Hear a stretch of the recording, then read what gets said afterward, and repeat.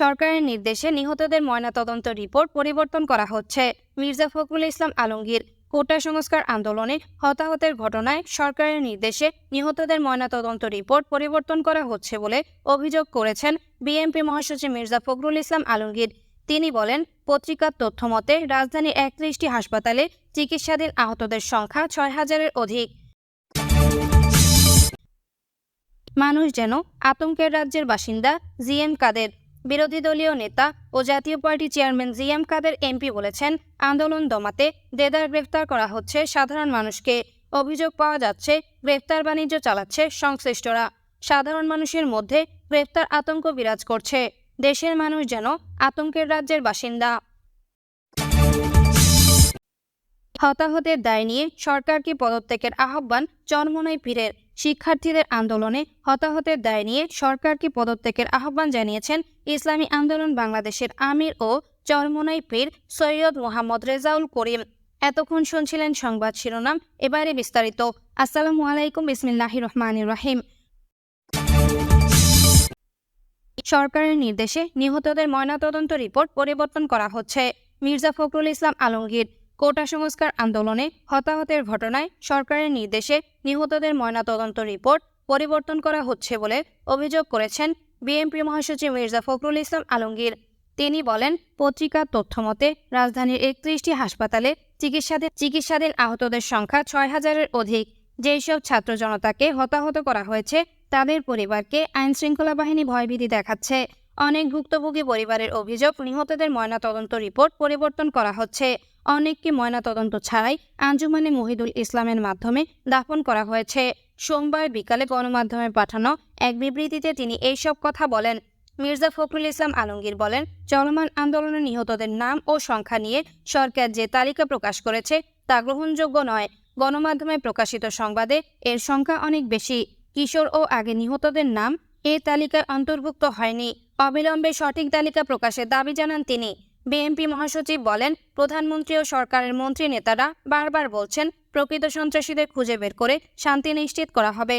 বাস্তবতা হলো, সরকার প্রকৃত অপরাধীদের না খুঁজে বিএনপি সহ বিরোধী দলের নেতাকর্মীদের দমনে উঠে পড়ে লেগেছে। তাদের এই হত্যাযজ্ঞ থেকে বাসাবাড়ির বেলকনি, পড়ার ঘর বা ছাদে দাঁড়িয়ে থাকা ছোট্ট সোনামণিরা পর্যন্ত বাদ যায়নি। শিক্ষার্থীদের কোটা বিরোধী আন্দোলন নিয়ে সরকার আইনশৃঙ্খলা বাহিনী যৌথভাবে যে নির্লজ্জ মিথ্যাচার করছে সেটির সর্বশেষ প্রমাণ হলো দেশ বিদেশের সব নাগরিক দেখার পরও রংপুরের আবু সাঈদের মৃত্যুকে গুলিতে নয় ইটের আঘাতের মৃত্যু হয়েছে বলা হচ্ছে। তবে মিথ্যাচার, অপকৌশল ও নির্যাতন নিপীড়ন চালিয়ে প্রকৃত সত্যকে জনগণ থেকে আড়াল করতে পারবে না অবৈধ আওয়ামী লীগ সরকার। তাই সব দায় নিয়ে সরকারের উচিত জনদাবির প্রতি শ্রদ্ধাশীল হয়ে পদত্যাগ করা। তিনি বলেন, কোটা সংস্কার আন্দোলনের সমন্বয়কারীদের ডিবি কার্যালয়ে তুলে নিয়ে চাপ প্রয়োগ করে নির্যাতনের মাধ্যমে কর্মসূচি প্রত্যাহার করা যায়, কিন্তু আবেগ, অনুভূতি এবং সঙ্গীদের রক্তমাখা শার্টের গন্ধ শিক্ষার্থীদের বিবেককে সবসময় তাড়া করবে।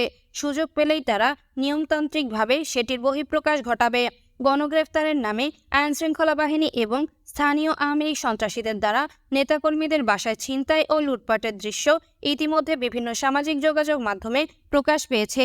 বিবৃতিতে ফখরুল ইসলাম আলমগীর আরও বলেন, এর আগেও এইসব অন্যায়, অত্যাচার, আটক, নির্যাতন ও নিপীড়নের প্রতিবাদ করা হয়েছে, কিন্তু কর্তৃত্ববাদী সরকার তা কর্ণপাত করেনি।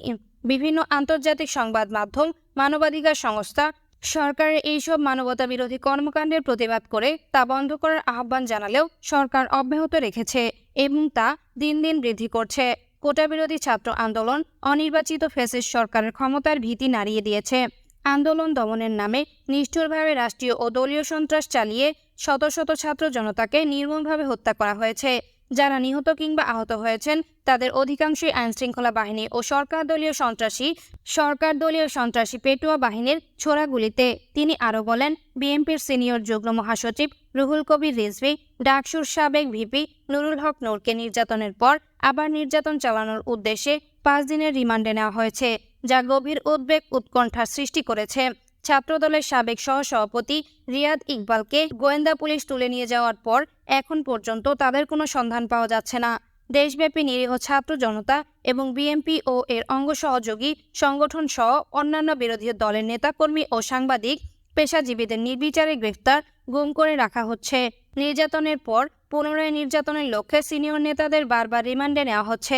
গ্রেফতারকৃতদের ওপর সরকারের অত্যাচার নির্যাতন চালানোর ঘটনাকে বর্বরোচিত ও কাপুরুষোচিত আখ্যায়িত করে অবিলম্বে এইসব দমন নিপীড়ন বন্ধ করার আহ্বান জানিয়েছেন বিএনপি মহাসচিব মির্জা ফখরুল ইসলাম আলমগীর বলেন, নিয়ন্ত্রিত গণমাধ্যম, ইন্টারনেট সংযোগ বিচ্ছিন্ন ও ভয়ভীতির কারণে দেশব্যাপী সরকারের নির্মম ও নির্দয় অত্যাচার এবং নিপীড়নের সব তথ্য তাৎক্ষণিকভাবে জানা সম্ভব হচ্ছে না।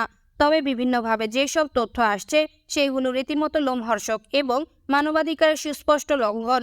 কোটা সংস্কারে ছাত্র আন্দোলনের কারণে সাধারণ ছাত্র জনতাকে এবং একই সঙ্গে বিএনপি সহ বিরোধী দলগুলোর নেতাকর্মী ও সাধারণ সমর্থকদের ও বিভিন্ন এলাকায় দিনে ও রাতে কারফিউ চলাকালে ব্লক রেড দিয়ে গ্রেফতার করা হচ্ছে। অনেককে তুলে নিয়ে গেলেও তাদের খোঁজ খবর পাওয়া যাচ্ছে না।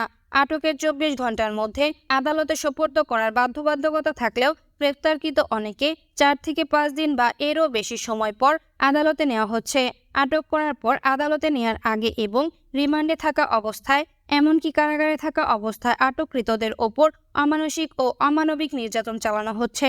শিক্ষার্থী বা নেতাকর্মীদের আটক করতে বাসাবাড়িতে অভিযানের নামে পরিবারের সদস্যদের সঙ্গে অশালীন আচরণ ও বাসার আসবাবপত্র ভাঙচুর করা হচ্ছে। নেতাকর্মীদের বাসায় না পেয়ে পরিবারের সদস্যদের আটক করা হচ্ছে। নেতাকর্মীদের কর্মস্থলে পর্যন্ত হানা দেওয়া হচ্ছে। তিনি বলেন, বারবার রিমান্ডে নেয়া এবং রিমান্ডে অমানবিক নির্যাতন সংবিধান বিরোধী। সর্বোচ্চ আদালতের এই ব্যাপারে সুনির্দিষ্ট নির্দেশনা রয়েছে। নিম্ন আদালতে ঢালাও রিমান্ড দেওয়া সম্পূর্ণ আইন বিরোধী। অবিলম্বে নেতাকর্মীদের রিমান্ডে নেওয়া বন্ধ করার দাবি জানান বিএনপি মহাসচিব। একই সঙ্গে গোয়েন্দা পুলিশের তুলে নেয়া নেতাকর্মীদের জনসম্মুখে হাজির করার আহ্বান জানান তিনি। মানুষ যেন আতঙ্কের রাজ্যের বাসিন্দা, জিএম কাদের। বিরোধী দলীয় নেতা ও জাতীয় পার্টির চেয়ারম্যান জিএম কাদের এমপি বলেছেন, আন্দোলন দমাতে দেদার গ্রেফতার করা হচ্ছে সাধারণ মানুষকে। অভিযোগ পাওয়া যাচ্ছে গ্রেফতার বাণিজ্য চালাচ্ছে সংশ্লিষ্টরা। সাধারণ মানুষের মধ্যে গ্রেফতার আতঙ্ক বিরাজ করছে। দেশের মানুষ যেন আতঙ্কের রাজ্যের বাসিন্দা। প্রতিটি আহত, নিহত এবং সহিংসতার নিরপেক্ষ তদন্ত সাপেক্ষে আমরা বিচার চাচ্ছি। সোমবার গণমাধ্যমে দেয়া এক বিবৃতিতে জিএম কাদের এইসব কথা বলেন। তিনি বলেন, নিরাপত্তা হেফাজতের নামে আটক 6 নেতা মুহাম্মদ নাহিদ ইসলাম, সার্জিস আলম, হাসনাত আবদুল্লাহ, মোহাম্মদ আবু বাকের, আসিফ মাহমুদ এবং নুসরাত তাওয়াসুমকে অবিলম্বে মুক্তি দিতে হবে। তিনি আরও বলেন, বাংলাদেশ প্রজাতন্ত্র, এখানে দেশের মালিক জনগণ। দেশের মালিক জনগণ, দেশের সব ক্ষমতার মালিকও জনগণ। সরকারের বিরুদ্ধে সমালোচনা বা প্রতিবাদ করার অধিকার প্রতিটি নাগরিকের আছে। অহিংস্র প্রতিবাদকে রাষ্ট্রদ্রোহী হিসেবে বিবেচনা করার বা সেই দৃষ্টিভঙ্গি থেকে রাষ্ট্রীয় আইনশৃঙ্খলা রক্ষাকারী এবং প্রতিরক্ষা বাহিনীকে ব্যবহার করে সহিংসভাবে মোকাবেলা করার অধিকার সরকার বা সরকারি দলের নেই। সেই কারণে শুধু ছাত্র নয়, কোনো আন্দোলন দমাতেই আইনশৃঙ্খলা রক্ষা বাহিনীর সদস্য গুলি করতে পারে না। বিবৃতিতে বিরোধী দলের নেতা বলেন, নিরাপত্তা হেফাজতের নামে বেশ কয়েকদিন ধরে বৈষম্য বিরোধী ছাত্র আন্দোলনের 6 জন সমন্বয়ককে ডিবি অফিসে আটকে রাখা হয়েছে। তাদের পরিবার ও স্বজনদের সঙ্গে দেখা পর্যন্ত করতে দেওয়া হচ্ছে না। বিভিন্ন সূত্রে আমরা জানতে পেরেছি, এই ঘটনায় তাদের স্বজনদের মধ্যে মারাত্মক উৎকণ্ঠা বিরাজ করছে। আবার ডিবি হেফাজতে থেকে আন্দোলন প্রত্যাহারের ঘোষণা দিয়েছে তারা। সাধারণ ছাত্ররা মনে করছে গোয়েন্দা সংস্থা বলপূর্বক এবং ভয়ভীতি প্রদর্শন করে তাদের বাধ্য করেছে।